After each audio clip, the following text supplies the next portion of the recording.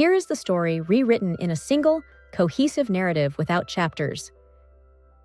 The chemical attack came without warning. Cities were drenched in toxins that suffocated millions within minutes. Survivors stumbled out of the carnage into a new, brutal world. The government, complicit in the attack, vanished into silence, leaving the remnants of society to fend for themselves. Chaos reigned as gangs rose to power, carving territories with blood and fire. Those who refused to join the gangs, the domestics, were left to wander, struggling to survive in a lawless wasteland. Aaron and Lila were one of those domestic couples, barely surviving in their small suburban home. Their marriage had already been on the brink of collapse before the attack, but in the new world, they had forged a fragile truce. Despite their differences, they were all each other had. Lila was haunted by the thought of her parents' fate in Chicago, and she insisted on traveling to find them. Aaron resisted at first, knowing the dangers that lay ahead, but his lingering love for her ultimately outweighed his fear. As they packed their car, Marcus, a friend and fellow survivor, warned them of the dangers of the road. The highways aren't just dangerous, they're death traps. The gangs own them. If they don't kill you, the nomads will. Aaron nodded, but refused to reconsider. "I can't let her go alone," he said, resolute. The road stretched endlessly under a gray, lifeless sky. The couple's aging sedan rattled as it hit potholes, and the world outside was eerily silent. A rogue radio station broke the quiet with warnings. The gravelly voice of a host cautioned survivors to avoid highways, keep an eye out for snipers, and steer clear of the Shrouds, a gang infamous for their ghost-like white robes and brutal tactics. Aaron and Lila exchanged uneasy glances, but pressed on. After hours on the road, the car began to sputter and die. Aaron pulled into an abandoned garage to investigate, while Lila stood watch, gripping a crowbar. The silence inside the garage was oppressive, broken only by Aaron's muttering under the hood. Then came the sound of footsteps, slow and deliberate. 3 scavengers entered the garage, laughing and rummaging through the debris. Aaron gestured for Lila to stay quiet, his heart pounding. Slowly, he tried to slide back into the car to escape, but the engine wouldn't start. Before he could make another attempt, a loud crash shattered the tension. A truck smashed through the garage wall, and its occupants, clad in white robes, jumped out, weapons in hand. Gunfire erupted as the Shrouds mercilessly gunned down the scavengers. The sound of the car's engine turning over drew the gang's attention, but just as they moved to attack, the sedan roared to life. Aaron slammed on the gas, and the car shot forward, narrowly escaping a hail of bullets. Lila clutched the dashboard, her knuckles white. "We're not going to make it, Aaron," she yelled, but he refused to stop. That night, they found shelter in an abandoned farmhouse. While Lila scavenged supplies, Aaron cautiously checked each room. In the master bedroom, he stumbled upon a grisly sight: the mutilated bodies of a couple sprawled on the bed. Bloodstains on the walls told a story of violence and despair. Despite his revulsion, Aaron gently covered the bodies with a sheet, offering a final act of respect to the dead. Meanwhile, Lila tried to contact her parents using an old shortwave radio she'd found. The static-filled silence was deafening, but she refused to give up.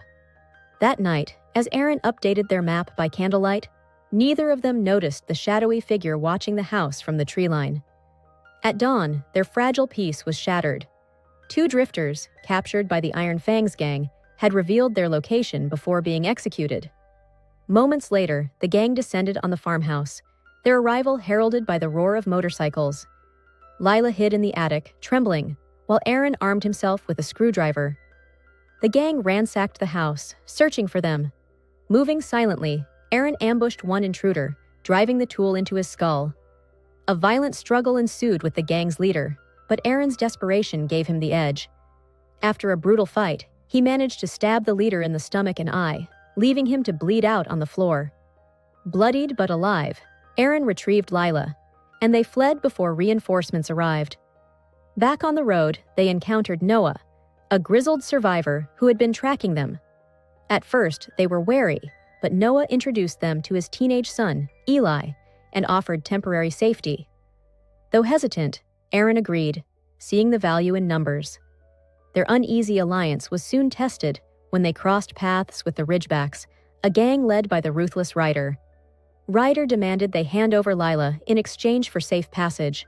Tensions flared, but Noah managed to de-escalate the situation, securing their escape. Later, the couple discovered Noah's dark secret. He and Eli survived by consuming human flesh. Disgusted and horrified, Aaron decided they couldn't stay. However, before they could leave, Victor, the wounded leader of the Iron Fangs, arrived, seeking revenge. The confrontation ended in bloodshed, with Noah and Eli paying the ultimate price. Aaron and Lila pressed on, but their journey soon led them into a trap set by the Spinners, a sadistic gang that forced captives into deadly games. Captured and brought to their decrepit headquarters, the couple was forced into a twisted game of Russian roulette. Their hands were drilled into the handles of pistols to ensure they couldn't back out.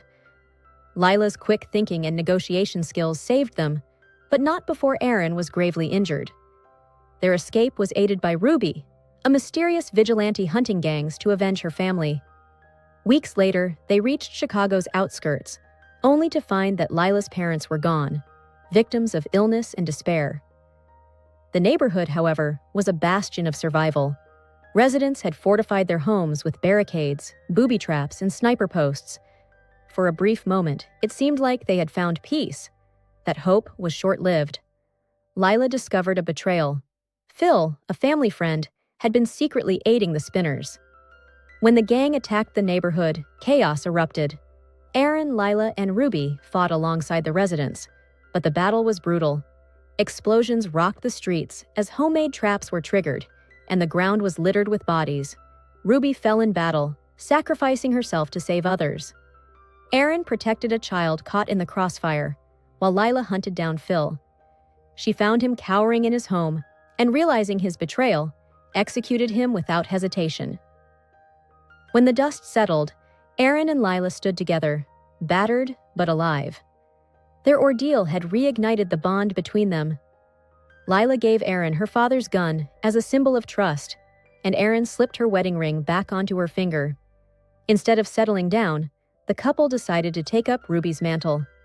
They would roam the wasteland, protecting domestics and dismantling gangs wherever they found them. Their exploits became legend. Survivors tuned in to the rogue radio station to hear tales of the couple who stood against the darkness, bringing hope to a broken world. Somewhere on the horizon, Aaron and Lila drove into the unknown, ready to face whatever came next. Hope you like it. Make sure to subscribe and turn on notifications so you can watch more videos like